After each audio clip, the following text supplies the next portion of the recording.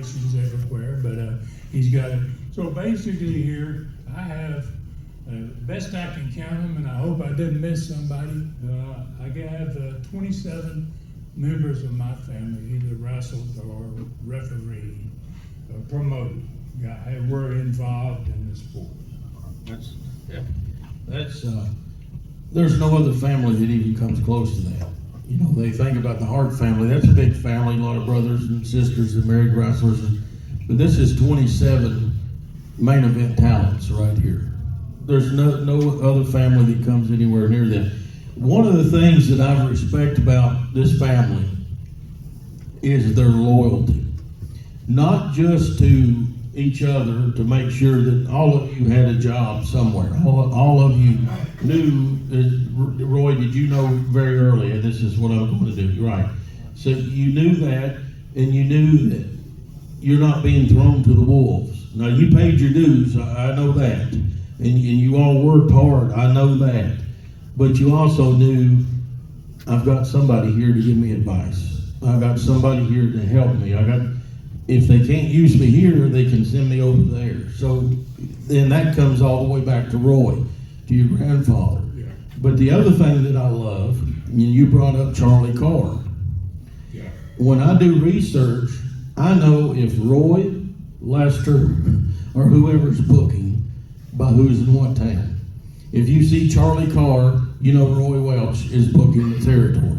If you see Red Roberts, you know Roy Welch is booking the territory. You know, Herb, I don't know if he actually booked anywhere, but Lester, you knew in East Tennessee when Lester was booking, Ron Wright's in the main event. Lester's the one that made Ron the main lead heel in that territory and give him that push because he believed in him. But the same thing can be said for you wherever Ron Fuller's at. Bob Armstrong's going to be there.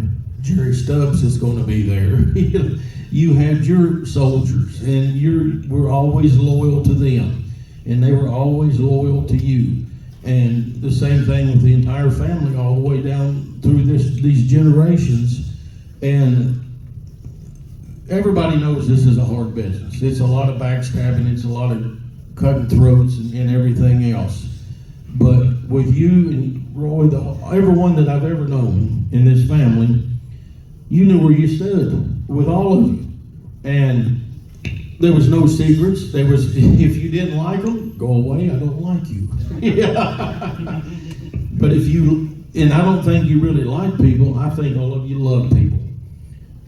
I know for a fact you love Bob Armstrong. I love Bob Armstrong, you know, and you will. Wherever you went, Bob Armstrong went with you. Jerry Stubbs went with you. Kevin Sullivan went with you. These different guys. But the same thing can be said for so many names all through the last 100+ years, from all the way Roy all the way down. You stayed loyal to each other. And I'm sure at some time there was issues inside the family over territories and monies and whatever, but that was never made public. And you all could bicker amongst each other, but if anybody else jumped in there, well, then they got to fight all of you. And there's a lot of them to fight. You got to fight all of them. Yeah, quite a few of them. We stick together, and you know, it's kind of like the Von Erichs and a lot of big wrestling families. You know, they supported each other, and you had to. It was a tough business. It was a hard business to make happen, and you know, and so you had to work hard. You had to be good at promoting. You've done a lot of that yourself. You know what that's all about, and you have to have a great crew. We were really lucky. I was always really lucky to have wrestlers come along. My first territory.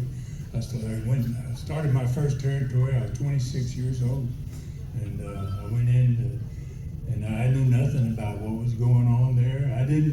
When I bought the territory, I made a deal with the guy, so I'd give you $25,000 down and pay you $500 a week for 5 years, right, to pay it off, right, and so you know, so I couldn't lose. I mean, I had to succeed, and so So I had to surround myself pretty quickly with some great talent. My granddad was operating out of Nashville with Nick Goulas, a partner of his, and you know, one of my first experiences when I went into Southeastern is I went after the match was over down to check up the box office and see how that all operated, and noticed they were writing a check to Nashville to my grandfather, and I said, whoa, what's that about? And they said, well, he gets a booking fee. And I said, what's a booking fee? Right? I mean, I was so green, I didn't know how the business really operated yet. You know? Well, he sends the wrestlers over here, and then you're going to send 10% of the gate back there. And I remember calling my granddad, having a great conversation, really short conversation. But I said, Granddad, what's the story with the booking? You know, and he said, well, son, that's been that's the way we operate. Been doing it for years. He said, and you're going to do it too. And I said, well, now, I don't know about doing that. I said, this is my first card, and Jackie Fargo was supposed to be in my main event, and he didn't show up. And I said, why would I pay you for that? And he was like, well, I'm sure he thought about that. How come he didn't show up? That ain't good about it. So he says, well, you're still going to pay that bookie. And I said, well, I'll tell you what, Grandpa. I said, what if I found my own wrestlers? Now, I just moved to Tennessee. Yeah. I didn't know any Tennessee wrestlers. I never worked that territory. Right. So it wasn't like I'm going to pick this guy and that guy and that guy. I just said, I really overloaded my rear end by saying, but I'm going to find my own wrestlers. So he was kind of quiet on the other end, and he said, I'll tell you what, son.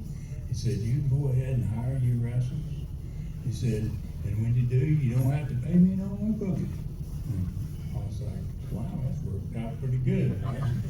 And then I started trying to find wrestlers, and I found out that this is a little more difficult than I thought. So, learned a lot of lessons early, and I was really lucky. I was always able to keep my operations alive, and they were pretty successful. And that was a difficult deal to do. I ran Southeastern for 4 years, and then I decided that I learned how to do it. I mean, the territory when I bought it was 1,000 people in the house, and 3 years later we were putting 6,000 in the Coliseum, and so I learned how to do it. And I said, I'm going to do it again. Why can't I do this again? Why can't I build another territory at the same time? So I went down and bought from the Fields brothers. Same family. They were older. Lee was in the stock car business. He had moved over to stock car track. That's had his own track, owned the track. That's a good point. That track is still there in Mobile. Still there, still operating. It's still operating. Yeah. And so he's in the racing business, and I said I want to be in the wrestling business down there, right? And when he got in the racing business, he lost his interest in the wrestling business. He was real focused on racing, that he let his wrestling business go to heck. And so when I bought it, it was just like Knoxville. First time I went in there, Roy was right there, involved with that whole thing, one of the owners. And we went down there, and we advertised we were running a big show in Montgomery, and we ran over there to Montgomery, Alabama the first night. And I went down there, I was in the dressing room, and they come and knock on the door, and and I don't know I think it was probably Roy, and he said, you need to come out here and look at the crowd. And so I went, wow, I'm thinking, what hell of a deal. And I went out there and I counted the front row people, was 30 people there, right? And I went, whoa, we got a long way to go here, man. So we managed to light that business up. Within 6 months, it was crazy. We went from, Yeah, it was 3 months. After 3 months, I had a crew. My granddad kind of did me a favor, He made me so I had a crew. I had them set up. I had them prepared. We went in there. We turned the territory around. I had 30 people to doing 5,000. I mean, it was ridiculous. Yeah. It was in 3 months' time. So the thing too about that Alabama operation, even when it grew into Continental, within the family and with Bob Armstrong there, if you wanted to take a break, Roy could book. Yeah. And if Roy wanted to take a break, Jimmy could book, and Rob could book. And also the other great thing about your generation is you started in Florida with Eddie Graham, so you started in a different way than Rob did starting in Tennessee. Yeah. So you guys, between all of you, had a different. Roy, where did you first break in? Was it in Florida too? I was 19 years old. 19 years old, so 69. So that's about the same time Rob and Jimmy were in Knoxville. All close to the same age. Yeah. Same thought process, but it was such a. To me, that's why Continental was so great. Was because you had the Florida element, you had the wild and crazy blood and fire and everything from the Tennessee element, and then you had the Gulf Coast element. It was all in one territory. And again, too, you can tell who's booking if you know what you're looking for in Continental at what times. But what magic that you created there. And one thing that's always been said about, I can't ever find anything about Southeastern Continental in old magazines. There's only just a little bit here, there, whatever. That's because they all didn't want the rest of the country knowing what they were doing. They didn't want people coming in stealing their talent when they realized, my God, they're putting 1 out of 6 people of the population of this town in this building on Friday night. So let's just keep quiet and keep doing what we're doing, and we don't want the rest of the world to know about it. And then cable TV comes, and it becomes Continental, and you start to syndicate a little more, and then people see it, and they're like, this is the wildest and craziest wrestling I have ever seen in my life. It was totally different. That was basically the last company that I built. I built one after that in Knoxville, but it was there for just 6 months. But Continental worked out good. I had Gordon Soley. We had a great TV. We were the first company to do a live event. Every television was a live event out of Birmingham. 7,000 people. Instead of having 300 people in the studio, you had 7,000 people. And that makes a big difference in your programming, and I can tell you that. And Gordon was a great commentator and did a super job. And we ran everything from the Gulf Coast to the Ohio River, basically. And we were one of the last companies before Vince. Vince kind of took it over, and and by the time that happened, I was ready to go.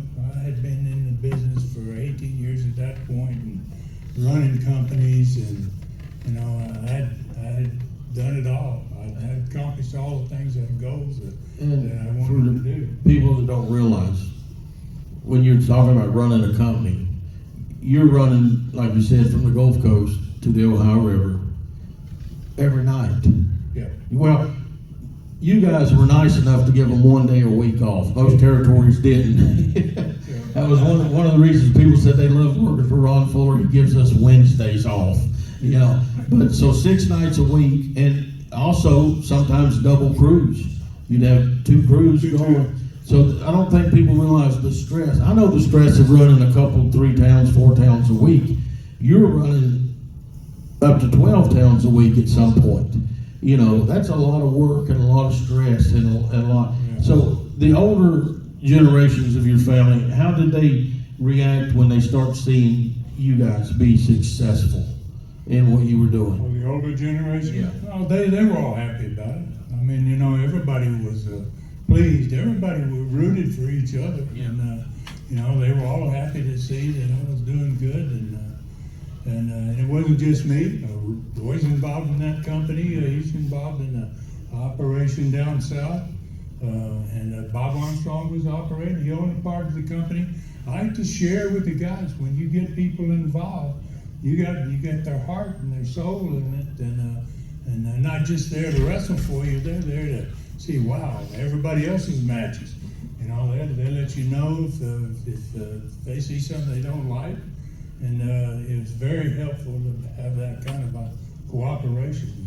So we ran a good company. That was basically the last company, and and then I had a little USA television little 6-month program in 1988. That is still talked about to this day. It's still one of my favorite time periods in my fandom, and it's also when I got my first job in the wrestling business, thanks to Ron West, Bob Polk, and Mr. Ron Fuller. And what fond memories. But I want to go back for just a second. You're talking about having the guys that fight beside you and fight with you, not just the family, but Bob Armstrong and your soldiers. That goes back to the first generations of Roy, with Charlie Carr and Red Robertson and Alex Perez and all those guys that he brought along. And you had difficulties. Everybody has difficulty running a business. Roy was inventing the business in Tennessee. Yeah. And like you said earlier, he's creating boxer versus wrestler, coal miners glove matches, lumberjack, all these different matches. And he's doing it for survival. Okay, this didn't work, so let's do this. Didn't work, so let's do that. That worked, so let's take this to that town. You know, so you kind of had a blueprint, and your father had a blueprint from the grandfather. But the grandfather, he was like Lewis and Clark. He had to go cut the wilderness and make the map to get how to get there. And the people that starved with him in the early days, they feasted with him once he got up and going. To the point that because Tennessee has a bad reputation about, there was no money there was no this and that. If there was no money there, why did people stay there for their entire career? Why did people work for your father and grandfather their entire career and raise their families? So that's a misnomer about, there was no there. But you had the blueprint to work with. They're running such huge territories. You go in the opposite direction.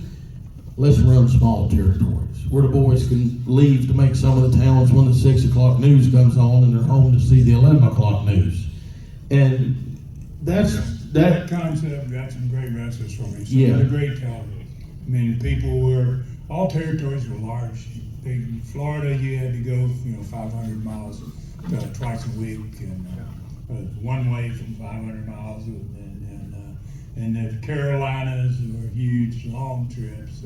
Tennessee, the rest of pretty much in the entire country. Oklahoma was some of the worst trips. And I found out that you could run a small territory and you could have great wrestlers because a lot of guys didn't care about, they were making good money. As long as they were making good money and they could be home early, it was like a dream come true.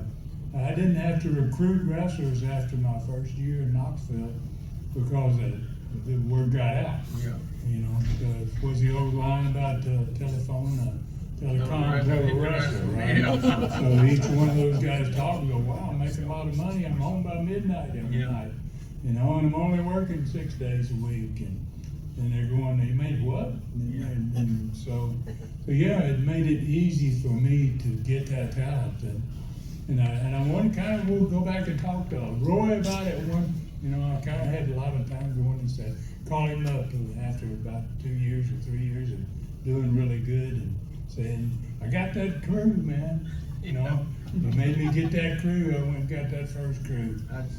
Ronnie Garvin told me because you knew him from Florida, and then he had called about coming in, and you knew what you were doing. You were building this thing up. And you put him on a weekly guarantee, and he said that when he first came to Knoxville, he worked 2 days a week. He worked Friday night in Knoxville, spot show on Saturday. And he said that Ron kept saying, "Now, Ronnie, just stay with me, don't leave." He goes, "I didn't want to tell him I'm not going anywhere. I'm working 2 days a week making this much money. Making this much money. I'm going to stay right here with you." But he kind of, because he had been through there before for Gazana, but he'd also worked for Ron Wright in the Tri-Cities and stuff, so he had name value establishment there. But under your guidance, he became the one-man gang, and he became one of the hottest heels anywhere in the country, and then became one of the hottest baby faces anywhere in the country. But you created such great TV and such great stuff there, not just you, but Ron, Robert, Jimmy, whoever else was in that brain trust of putting that together.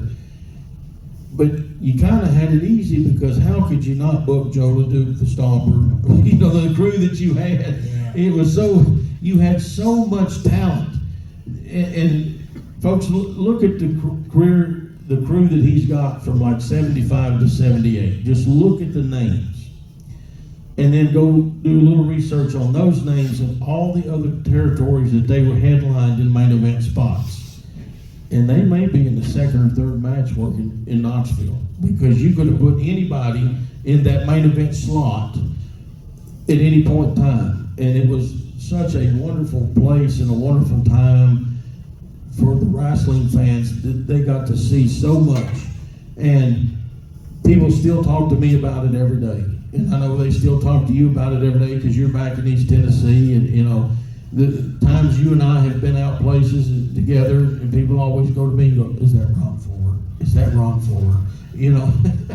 And you yourself, as I talked about your grandfather and your father and their fingerprints, you and Roy Lee and Jimmy and Robert, your all's fingerprints are still there, and your memories are more vivid than the generations before you. And that's why we need to keep doing these things and putting stuff out there, because the memory of this family and you and your hard work and everybody else involved in its hard work needs to be recognized. Yeah, well, I hope that's going to be the case. And, you know, I think I'm seeing it. I mean, I was surprised. My first time to be here. Yeah. So, you know, I was surprised at the crowd that was there last night. And, you know, and I want to thank all of y'all for being here today. You know, and you want to allow get some questions Yeah. from some people? Stand up. Anybody got a question? Judy Lee's got a microphone right here. She'll come to you. Might stay seated. Yes, you can. Thank you. Thank you for Oh, is it on? Oh, there's. Thank you for coming. This is a real thrill. I've spoken with you on Facebook on your page a few times, and back in the day, I'm going to go back to the early 70s when you were just starting out, and you were booked on a card with Bockwinkel in Florida when he was being loaned out down there. And you mentioned what a wonderful time it was wrestling against a guy like him. When you were younger, starting out, were more guys like Nick, or were more guys, you know, you hear these stories about old school wrestlers making you suffer a little indignity, for lack of a better term. Were more guys like Bockwinkel, or were more guys, for lack of a better term, on the prick side when you were first starting out back in the early 70s? Oh, I'm glad you brought that up. Nick Bockwinkel, I love Nick Bockwinkel. My first territory I ever worked in, once I got out of college, was the Georgia territory. My dad was part owner, and my brother was there, and so it made some sense, because we could work tag, me and my brother. And that's always a good thing when you start in the business, if you got a tag partner. Roy had a brother, and Jack, same thing. You know, you learned a lot without having to go through that. But Nick Bockwinkel took a liking to me for whatever reason, and he used to watch my matches, and I loved it. I thought that if he was ever going to be another NWA champion, it should have been Nick Bockwinkel. I mean, he had it all, and he would watch my matches every night. And I was amazed. And when I would come to the dressing room, he would take me off into a private dressing room with just me and him. And he would tell me 10 things that I did wrong, 10 things that I could improve upon. And I owe a lot of my success to Nick Bockwinkel. And wow, but I could never get him in my territory, though. You know, He wasn't one of those guys that was on the phone trying to get into my territory. He came 1 week in '87. Yeah, I know I got him one show. I might have got him one show, but yeah. But there were a lot of guys that weren't like that, you know. You know, the Welch family had a little reputation for shooters too, right? So, you know, I mean, you know, we trained. Charlie Carr trained Roy. He trained my dad. He trained me and my brother. And he trained no telling how many wrestlers, and he learned to shoot back from the big boy, Dutch Mantell. The original Dutch Mantell was a badass shooter, and Charlie Carr was a badass shooter, and he taught us enough stuff that if your name was Welch, you really didn't have to worry too much about some guy trying you in the middle of a match. You know, so that was a big benefit, I think, probably for being trained by somebody like that, and you know, having that type of reputation made things easy for you. Anybody else got a question? Right there. Thank you. Earlier you talked. Thank you. Earlier you talked about running 6 days a week with Wednesdays off. Could you give us an example of what like a weekly loop would have looked like for one of your guys? What towns, what nights they were working? It depended on the territory. I had to end up having 2 or 3 different territories. The first Knoxville territory, I started off, I only ran Friday and Saturday night because I couldn't put that crew together that my granddad said, well, you can get your own wrestlers. And so it took me a while to do that. So I could only run 2 times a week. I ran Knoxville, and I ran a little town called Morristown, about 40 miles outside of Knoxville. I did that for almost my first year, and then I finally got enough that I could go ahead and start running 6 nights a week. And that was a small territory. The Knoxville territory, it was probably 200 miles north of Chattanooga, and east to west, 250 miles wide. Smallest territory in the country. Marion, Virginia to Crossville, Tennessee, Sweetwater, Tennessee, right above Chattanooga to Pikeville, Kentucky. Yeah, up into Kentucky. So, we didn't have a whole lot of towns to run, and we only had one major city, which is crazy for a territory, to be able to exist with just one major city. We ran at Knoxville, and it would sell out the Coliseum every show. We didn't have to worry about it. But then we would go to these little small towns around, and we had a great television show. It's different than everybody else's. We were the first one to have split screen and instant replay way back, and this was 1974. There wasn't nobody doing that type of stuff. Slow mo.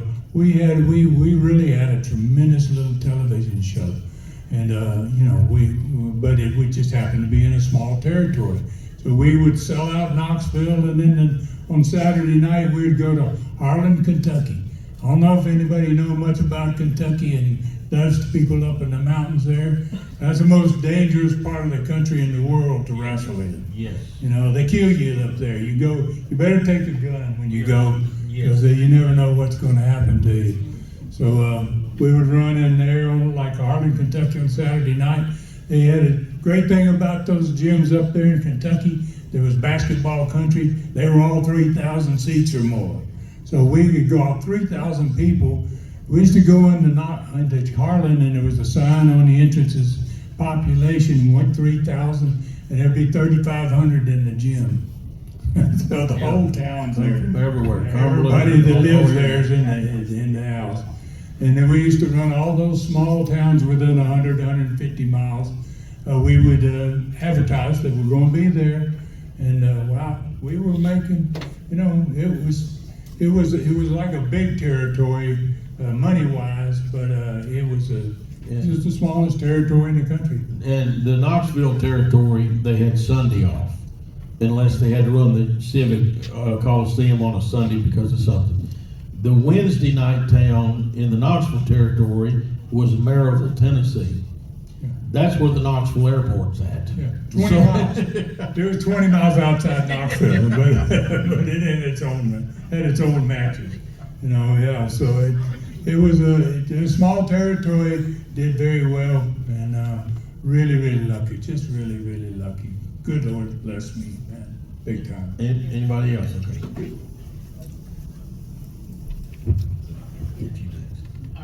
Are you guys still running pro wrestling matches in Knoxville? And I might have missed it, but are you still In Knoxville now.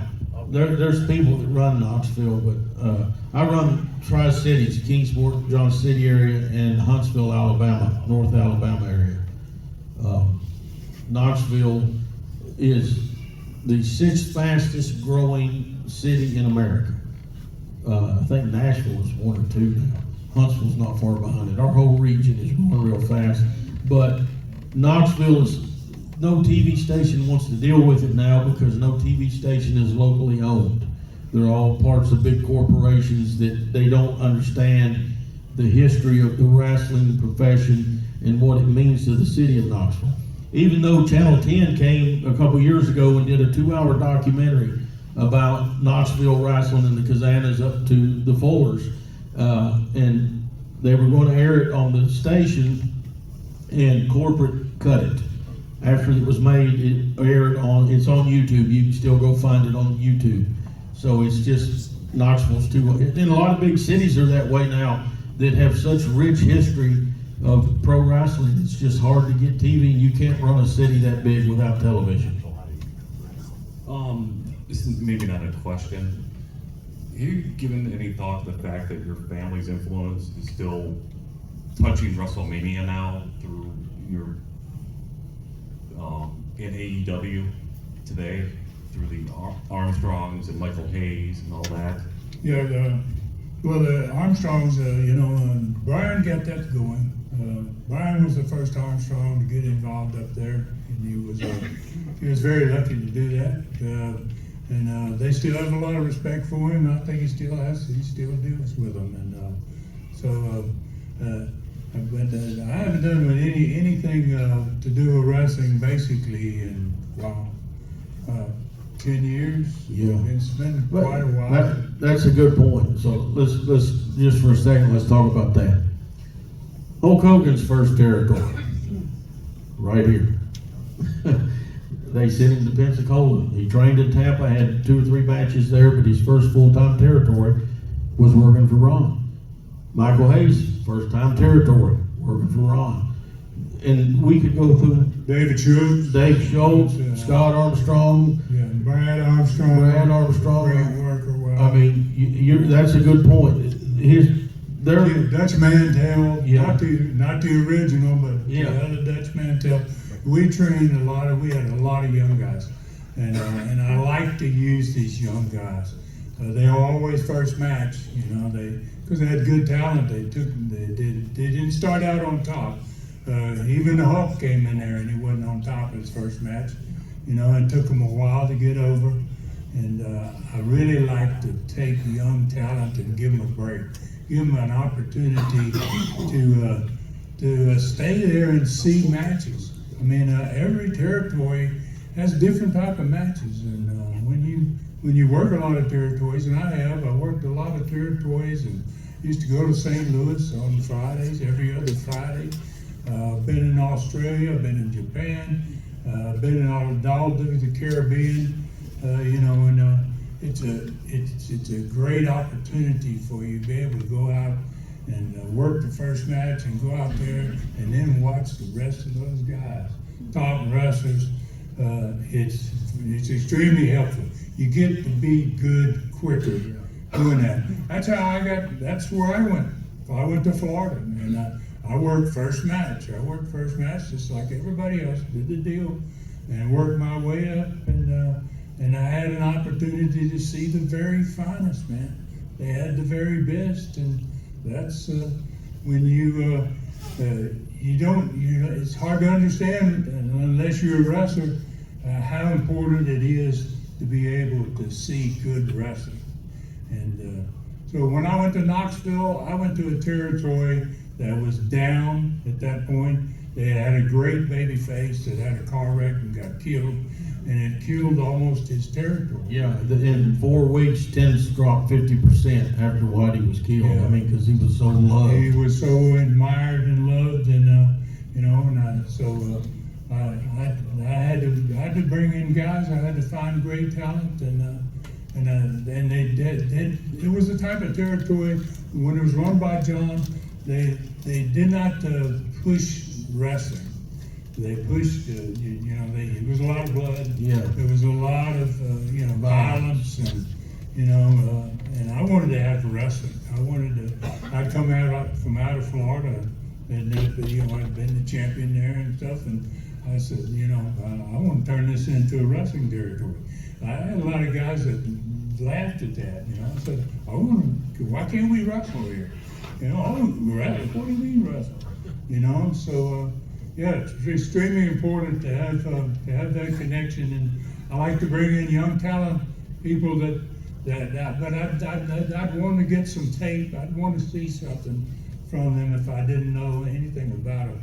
But when I saw a guy that I thought had potential, I gave him an opportunity. And they made the best of it. Yeah, and most of them did. Yeah. Yes. Okay, 2 more questions right here on the end, baby.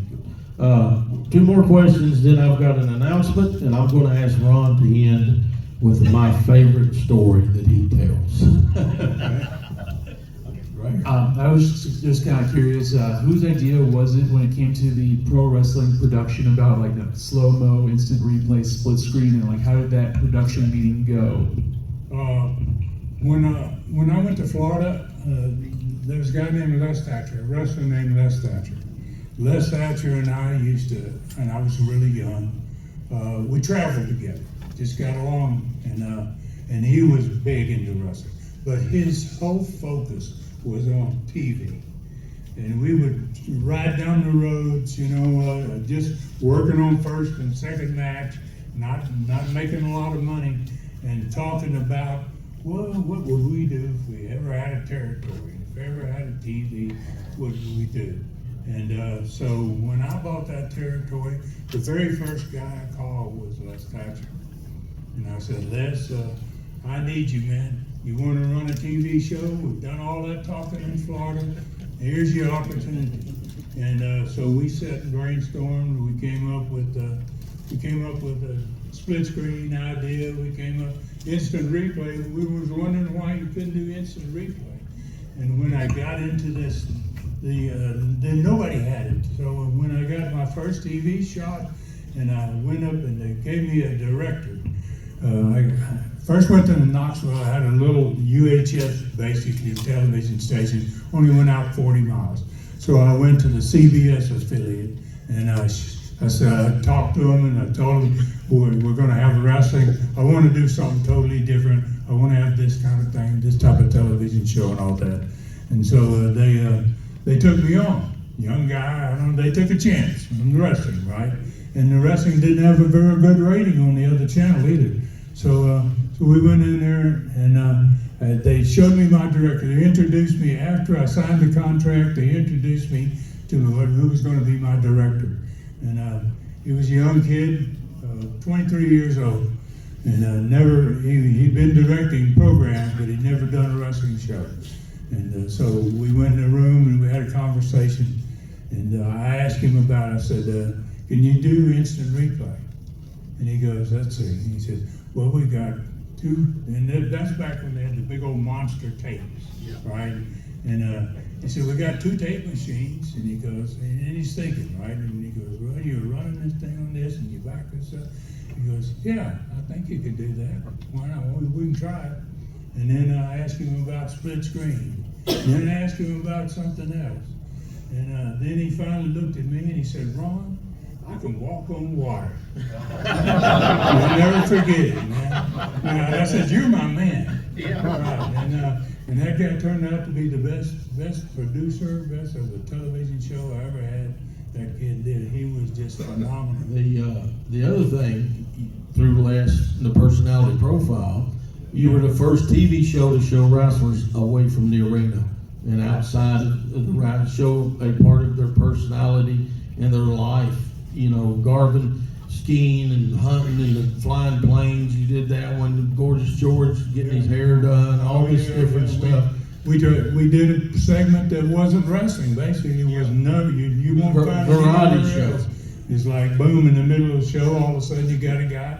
He's maybe out with a camera and he's running down whatever his passion might be, and so we did some things that had never been done with a television program, and it took off. I don't know if you know much about shares. I mean, we have an 80 share. So 80% of everybody that was watching television at 2 o'clock on Saturday afternoon was watching wrestling. And even UT football. Yeah, we beat UT football. I was getting ready to bring that up. The ABC Knoxville station carried the balls, not every game, but they did carry like one a month. And you were beating them, not only in Knoxville, beating them in Johnson City also. Beating them in everywhere the tape. Yeah. Everywhere that show went, it was the biggest show on there. Biggest channel. Everything, it was the highest rated program from 6 a.m. in the morning to prime time every night. The entire week. Here's something that's amazing about that TV show. The territory is so small. The 2 biggest stations you were on, Channel 10 Knoxville, Channel 11 Johnson City, they're only 100 miles apart. So they overlap each other in Greenville, Morristown, Newport, gets both stations. You didn't want to bicycle the tape and show it a week later in Johnson City. So they went live to tape in the studio. They shot the interviews for this Friday night in Knoxville, and then they would shoot the interviews this Tuesday night in Johnson City. What time did you tape? 9:30 in the morning? Was that? Yeah, we taped about 2 in the afternoon. No, it aired when you went to tape. It aired at 2. Yeah. But somehow they got that tape to Johnson City at 2:30. So it started on the Knoxville station at 2 o'clock, and then start on the Johnson City at 2:30. Same show, different interviews for the town, because they did not want you to babysit the angle in Knoxville before it got to Johnson City. That bothers me, because everything back then was analog. You edited, you had to edit in real time unless you were recording in real time like you did, but that it's unbelievable. But it did air a week later in Hazard and in Crossville, I believe. But the 2 big stations aired the same day, hours after it was taped, 100 miles apart. One more question. Barry's got a question right here.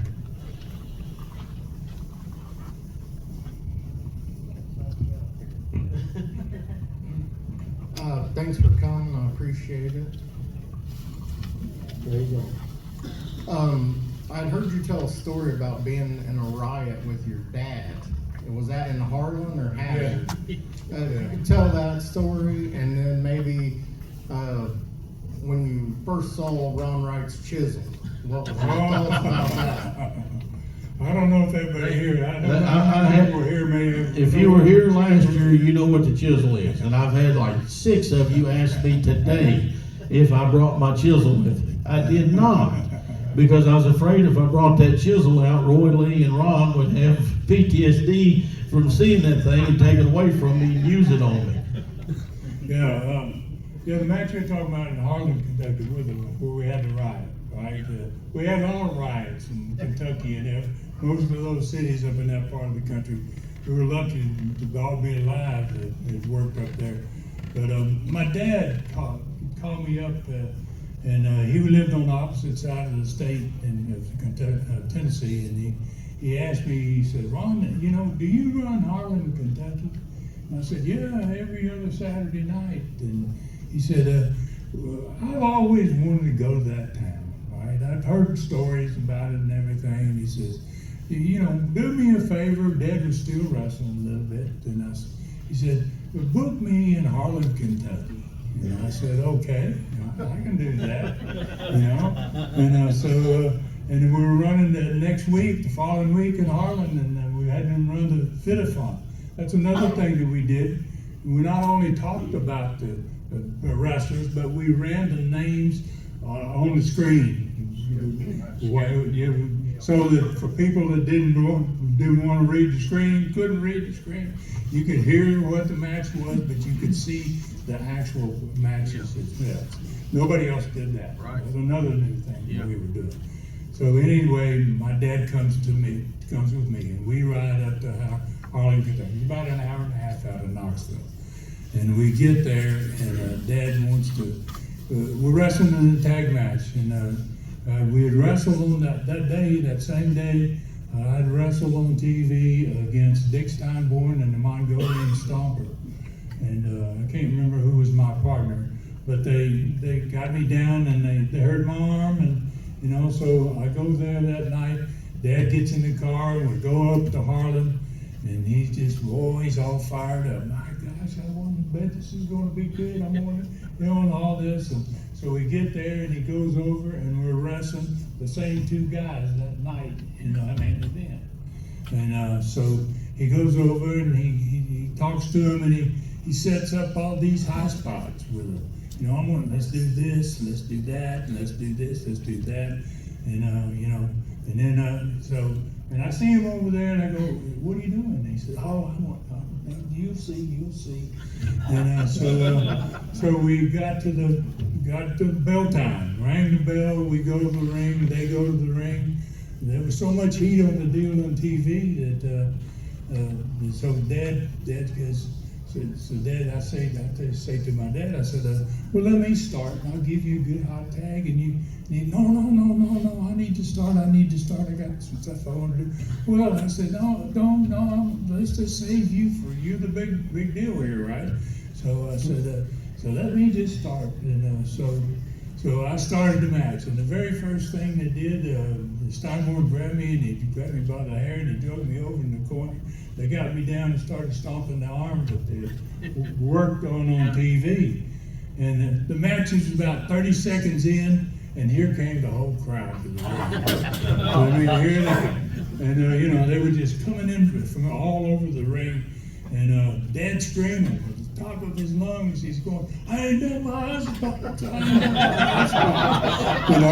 He's not concerned about it. And there's such a bad riot that you couldn't knock off all the people to keep them out of the ring, and the policeman got in the ring, and I had Dick Steinborn backed up in the corner, and I was nailing him, just trying to keep the fans back away from him, and the cop pushes me out of the way, and he sticks his gun in his stomach.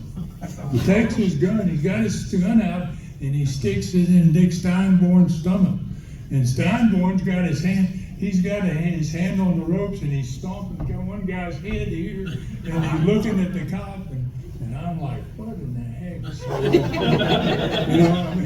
this one's really totally out of hand, right? And the cop, the Steinborn reaches over there, and he slaps the gun out in the crowd. It goes out in the crowd. And Stomper's still in the ring there, and it was, Ron Wright was the manager, right? So Stomper and Ron Wright, they jumped in the ring trying to throw the people out of the ring. And as soon as they saw this gun goes out in the crowd, I heard them say, that's it, we're gone. They didn't care then at that point, how bad it gets. We're gone, and the boom, boom, they were down the road, man, and gone. And the funniest thing about that whole deal is Ron Wright flew an airplane. Imagine that. If you knew Ron Wright, a big old country boy, man, wow. And I flew with him quite a bit, and he flew his plane in that night to wrestle in Harlem. And so the next Monday, so 2 days later, I go into town, and Ron Wright's always big and loud and boisterous and life of the party. He's kind of over there in the corner, and his head's hung down. And I go, hey, Ron, what's the deal, man? Did something happen? I was a little concerned. And he said, yeah, Ron, he's an old country boy. Yeah, Ron, he said, you know how I took my plane, and when I got here, I chopped the wheels all down at the end of the airport there on the edge of the mountain. And he said, and we had that ride. And he said, and I didn't think about it. And he said, if I stayed in the dressing room, I should have took a shower, should have gone back. He said, anyway, when I went to the airport, I couldn't find my plane. I said, why? And somebody said, how did somebody steal your plane? He goes, well, he said, I was looking, and he said, you know how the airport's about 3,000 feet up from on the top of that mountain, and he says, there was some smoke coming up down the far end of the runway. And he said, I walked down there, he said, I looked over the edge, and there's my airplane on fire.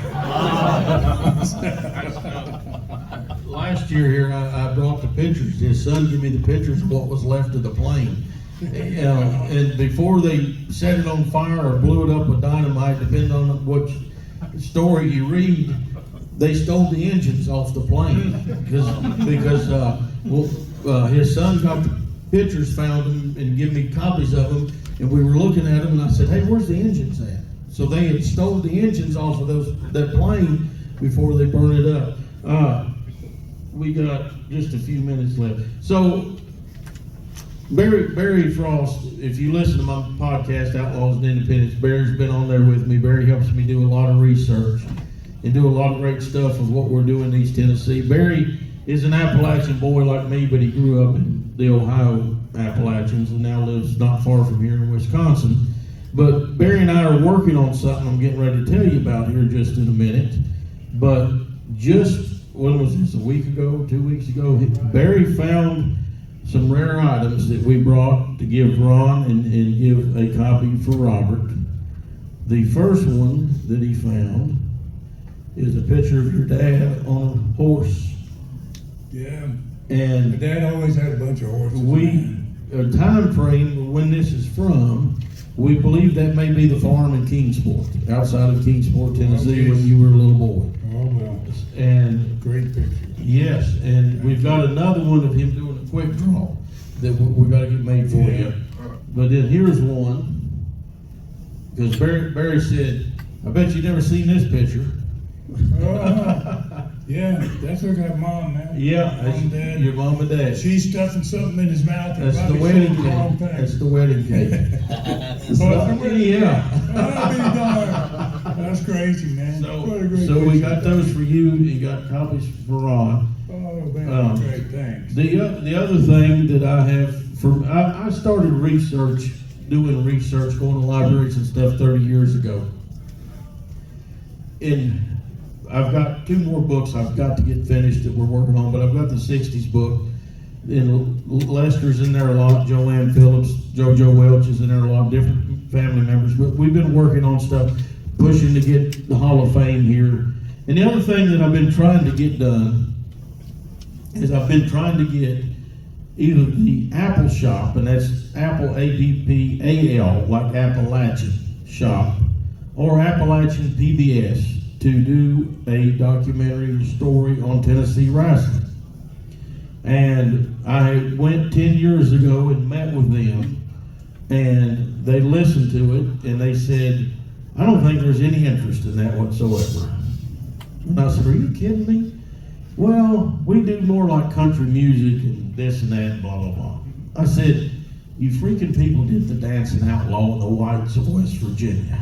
You tell me you can't do something on this family in this business. And so anyways, so I kind of gave up on that. The 4th of July, my wife and I were booked in Wheelwright, Kentucky. We went up through Kentucky. We went by the Apple Shop. I told her, I said, hey, this is where they make the PBS documentaries about mountain people.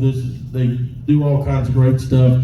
It's the museum of moving picture and sound for the Appalachian Mountains in Tennessee and all this stuff. And she goes, if they ever did anything on wrestling? I said, I've tried. And we're working on, no, I keep getting dead end. It's not happening.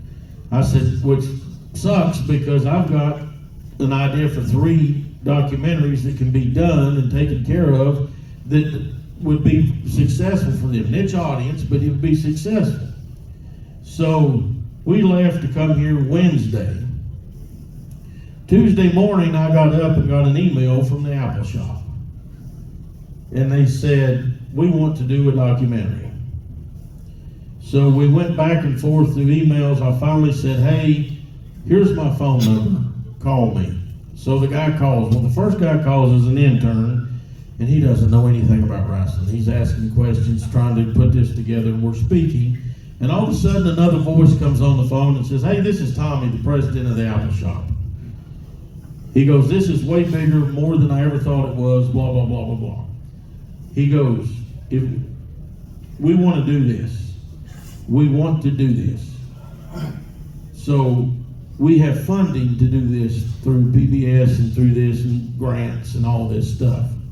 So yesterday, while I was sitting out here during the social, they texted me and said, "When are you coming back from Iowa? We want to get together with you Monday or Tuesday. We have the funding to make the documentary." So, yes. And they asked me, "What is the first thing we need to do?" I said, "Without a doubt, I need a camera, a cameraman, and a sound man. I need to interview Les Thatcher, Don Wright, Roy Lee Welch, Jimmy Golden, Ron Fuller, because we need their stories." So hopefully I will be calling you all later this week and saying, "Hey, we got this thing going." So I'm excited about this because they give us 90 minutes here. They could have gave us 9 days, and we could still be talking about the Fuller, Welch, Fields. What other? The Fields, the Fullers, the Goldens. Was there another surname in there? I probably. Couldn't remember all of them. We didn't even know Joanne Phillips was a Welch until 10 years ago. So, away from wrestling. Well, just for Yeah, a go ahead. second, if Yes. you don't mind. Speaking of a book. Yeah. Okay, so Yeah. since you got that subject matter, I wrote a book, and oddly enough, it had nothing to do with wrestling. And it's been a great book. It's I've sold thousands of them. And I was living in Knoxville, just outside of Knoxville, on the lake there, and I had a dream one night about a lion getting loose in that famous lion that killed a lot of people in Africa, and he gets captured alive, and mistakenly he gets sent to a zoo in Knoxville, Tennessee. And so they've got a man-eating lion in their zoo, and they don't know about it. And then he escapes into the Smoky Mountains National Park. And so, I brought the copy of it, for people that because I want to explain a little bit about what it's about. But that book is doing very, very well. Great read. Name of it's Brutus, and you can get autographed copies today. Yeah, autographed copies. That's which brings me to the next point. Ron, very successful in wrestling. All of your family very successful in wrestling, but very successful away from wrestling. And one of the things that you tackled the same way that you tackled the territory very early in life, but you were now a seasoned businessman and a seasoned promoter, was professional hockey. Yeah. And how many hockey fans do we have in here today? Several, I figured so. We're up here in cold weather. My favorite story that Ron tells, and the first time I ever heard it, he told it to me on the phone, and I could not breathe from laughing, was the story. So I'll try to set it up here. After you sold the Alabama Inn, then you had the Knoxville Inn, USA Wrestling, and you sold that. You and Bob Pope went into business to start a hockey team in Nashville. Right. And they had hockey before, but it was never successful. It never lasted. And the Nashville Knights, that was Ron's team. That's the reason the Nashville Predators exist. Yeah. He showed the city of Nashville that, hey, we have a fan base here, and we have something that people will come support if it's done right. And that all that credit goes to this man and Mr. Bob Pope, said Ron and Bob Pope. So you go to the meeting to become an owner, and everybody sees you 280 pounds then. They're like, who is this guy? So they want to know if you're a hockey player, a coach, whatever, and you tell them what you're doing. And then you tell them ideas you have, and they give you a list of rules of you can't do this, this, and this. but I want you to tell the story about hiring your first head coach and what led up to that, and then the first game with you being an owner of the Nashville Knights against the Knoxville Cherokees at the time, and what chaos erupted. Oh, okay, yeah, okay. After I got through with wrestling, I thought I was finished. I was going to retire for good, and they had a team in Knoxville, minor league, the lowest level, East Coast Hockey League is what it was. They only had 5 teams in the league, and so I went to.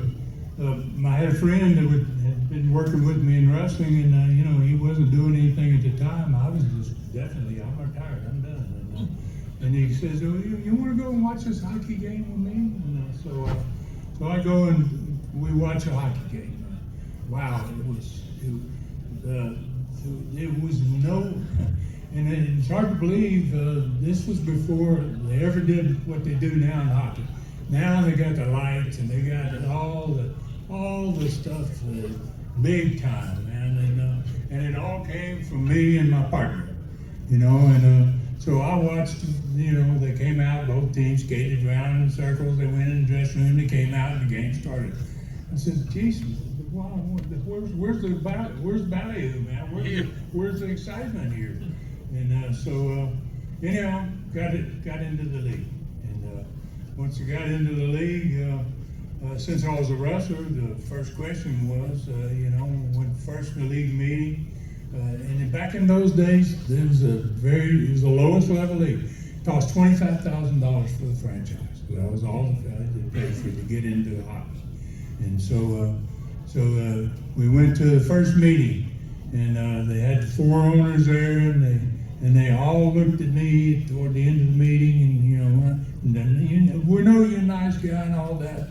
But are you going to have a bunch of goons on your team?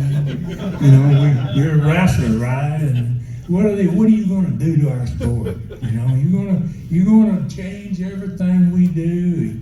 You're going to do, And I was like, "Oh no, guys, I'm not here to do that. I don't know anything about the game. I know nothing about it. And who you going to hire for a coach? I said, "Well, I'm going to." Leave it up to you guys, basically. I don't know anything about hockey. I don't know who to take, who not to take. And so then after a couple of weeks, and they hadn't really contacted me, and I'm saying, well, I need to get myself a coach, right? We need to get this thing going. And so I got in touch with a guy that somebody gave me his name, and his name was Archie Henderson. And he lived in Calgary, right? And he wasn't the only Archie in Calgary. Right. He had the Mongolian Stalker. Yeah. Was Archie Henry. Yeah. Archie, right? And so my coach says to me, I take the first trip with him. I go and pick him up at the airport, and we fly into a league meeting. And he says, and you're a wrestler? I said, yeah. And I said, he says, I love wrestling. And actually, I didn't know anything about it. I had no background. Yeah. But he was a goon. He was one of those fighters.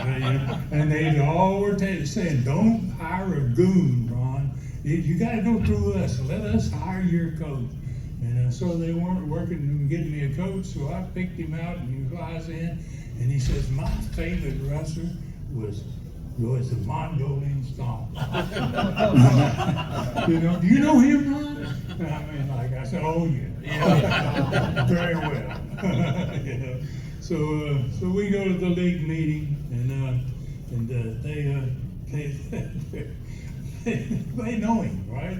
His reputation as a fighter, as soon as I walk him in the door, they all start looking at each other.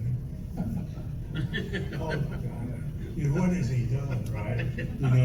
So I tell you, that's my coach. I've hired him. I like him. He's got a good personality. So we drive back to Nashville, take him back to Nashville, and so then we start talking about, let's do something different for a game opening.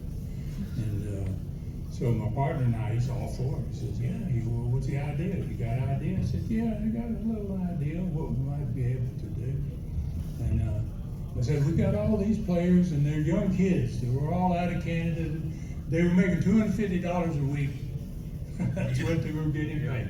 We paid for their room and where they were living, gave them $250 a week. And and they were great kids. Wow, they did do anything you wanted them to do. And so we brought them. We got them in there, and then so our first night we had two guys come from Chicago Blackhawks, pro team, top level. You know, and they beat on my door in my office, and they came in and introduced themselves, and they said, we're from the Blackhawks, Chicago. They said, we're here to see what you're going to do to our game. You know, and I'm like, well, what's that? I'll see. You know, so they sit down and they said, are you going to do this, and you're going to do that, and you're going to, you know, what's your ideas? And I said, I'll tell you what, guys. I said, I'm not going to explain it to you. I'm going to let you see it. I said, this is our first night, first game. I said, find yourself a seat out there, and and then come back and tell them what you think. And so there's never been an opening, right? And then when I went there, they said you're going to fail. Everybody said. I said, how many people do you think we're going to draw? And there was all of the press was there, press conference, and 500 people. You're going to have 1,000 people. If you're lucky, you'll have 500 or 1,000 people. And so first night, first game, we had to hold up the game. We had 6,000 people. We filled the building, right? And so they were. So I had to go to the opposing coach's team. He's going to send his players out on the ice. Well, I got more people outside the building than inside the building. And I go over and I tell him, no. You don't send the players out on the ice until I come and tell you. I got something that's going to happen at the beginning of this game, and I want everybody to see it. And there's 2,000 people standing outside that can't get in yet. So we held up the game for 45 minutes. The other coach was a human. Oh God, what is this all about? And then we finally said, okay, we ring the bell basically to do that. Okay, so they send the other team out on the ice. Well, we don't send my team. We don't send our team. We don't send our team out to the ice, and so they skate around on the ice, and then all of a sudden we get ready to go. And we darken the building. The building goes black. Everybody's screaming in the building like, oh my God, what's wrong? And then we start, and then the spotlights come on, 2 or 3 spotlights, and they're going around the building, and then all of a sudden you got Bad to the Bone, playing Bad to the Bone, right? And then we start introducing the team, right? And they come out one at a time, and we got an announcer. My announcer, oh, he was great, man. He's got nicknames for all of them. Old Rocket Bouchard out of Canada, so-and-so. And then the guy would skate out to the ice. And so we would, and the lights are going, and it was just great. The crowd's standing on their feet, and the last guy comes out. The other team lined up along the blue line. And they're all just standing there watching, like, what are they doing? You know, what are they doing? This ain't collusive. What idea is this, right? They're all dumbfounded. And I have the last guy comes out of the dressing room, and he skates out onto the ice, and he skates in front of the whole line. All of my guys are lined up on the blue line. He skates down in front of them, and he drops down on his knees. He takes his stick, and he flips it over, and he machine guns down the other team. The whole team, right?